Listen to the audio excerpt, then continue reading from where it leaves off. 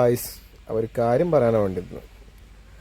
ഒരു 14-കാരനെ കൊന്നിട്ട് തീരുമാനമാക്കി വജ്ജും കൊജ്ജാക്കി വെച്ചിട്ട് എന്തായി അവിടെ നിന്ന് ഒരാളെ ഫോൺ വിളിച്ചിട്ട് എന്തായി അവൻ്റെ തന്തനെ വിളിച്ച് വരുത്തി അവൻ്റെ തന്ത അവൻ്റെ വീട്ടിൽ കൊണ്ടുപോയി.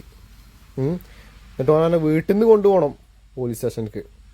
എന്തായാലേ അവൻ്റെ തന്ത നല്ല അടിപൊളി ആളാട്ടോ.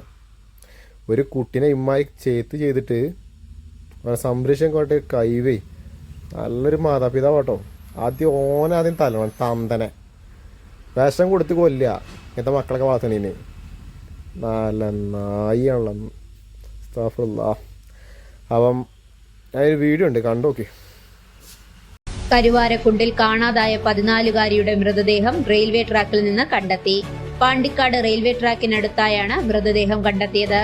കൈകൾ കൂട്ടിക്കെട്ടിയ നിലയിലായിരുന്നു മൃതദേഹം. സ്കൂൾ യൂണിഫോമാണ് ധരിച്ചിരുന്നത്. കൊലപാതകമെന്ന നിഗമനത്തിലാണ് പോലീസ്.